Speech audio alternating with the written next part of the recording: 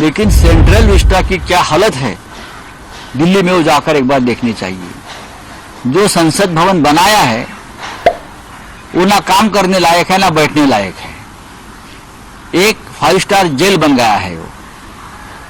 जो ऐतिहासिक धरोहर थी हमारी, जो हमारा ऐतिहासिक पार्लियामेंट था, हम चाहते हैं कि जब हमारी सरकार आएगी तो फिर एक बार हम उसी हिस्टोरिक बिल्डिंग में हमारा पार्लियामेंट सेशन शुरू करेंगे। सरकारमधील नेत्यांच्या कारखान्यावर सरकार मेहरबान आहे। 2014 में जब वो आए थे तब 300 पार किया गया था। 2019 में जब आए तो 350 और अब 400 के पार, इसीलिए उन्होंने नहीं, बहुत कम बोला है 400 पार, 600 पार बोलना चाहिए। लोकसभा में लगभग 540 या 548 सीटें हैं, तो 50 ज्यादा सीट अगर बोलते तो महाराष्ट्र की जनता तालियां बजाती।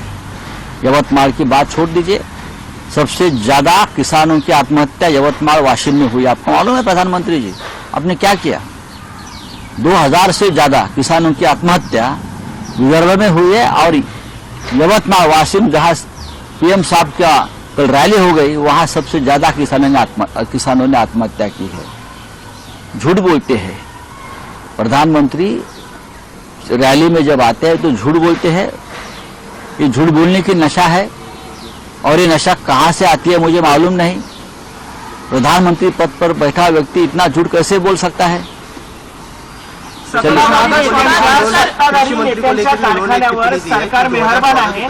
सहकारी बँकेकडून मदत म्हणून 2014 के पहले जो कृषि मंत्री थे वो इस देश के अब तक के बहुत ही बेहतरीन कृषि मंत्री थे, और ये सर्टिफिकेट खुद नरेंद्र मोदी जी ने दिया है पवार साहब को कि शरद पवार साहब one of the best agriculture minister थे।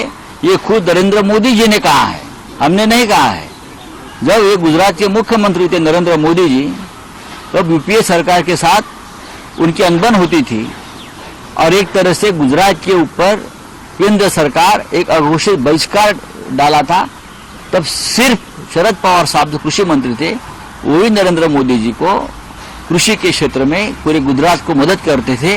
ये मोदी जी ने बार बार कहा। आकर झूठ बोलते हैं महाराष्ट्र में, तो अब उनके ऊपर कौन विश्वास रखेगा? ये तो इतने झूठ बोलते हैं। सिंचन घोटाला महाराष्ट्र में हुआ है 70,000 करोड़ का। दूसरे दिन सिंचन घोटाले के सूत्रधार अजित पवार को अपने पार्टी में लेकर डिप्यूटी सीएम बनाते हैं।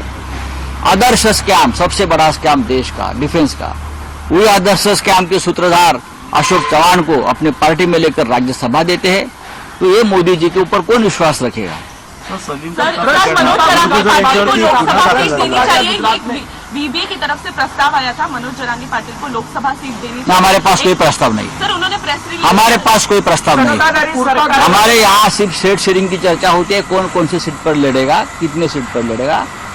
कोई उम्मीदवार किसी का मन में होगा, उनकी व्यक्तिगत बात होती है। महाविकास आघाड़ी में इस प्रकार का कोई प्रस्ताव नहीं आया है। एक तरफ ऑपोजिशन बोलती है कि उद्धव ठाकरे और शरद पवार के वर्ड्स जो है वो जरांगे पाटिल बोल रहे हैं अभी, और इस तरह से बीबीए का ये प्रेस रिलीज निकालना या फिर ये बताना, हमें मालूम है हमारे पास इस प्रकार का कोई प्रस्ताव नहीं है। हम जब महाविकास आघाड़ी के लोग बैठते हैं तो सिर्फ सीट शेयरिंग, कौन कहाँ सीट लड़ेगा उसके ऊपर चर्चा होती है।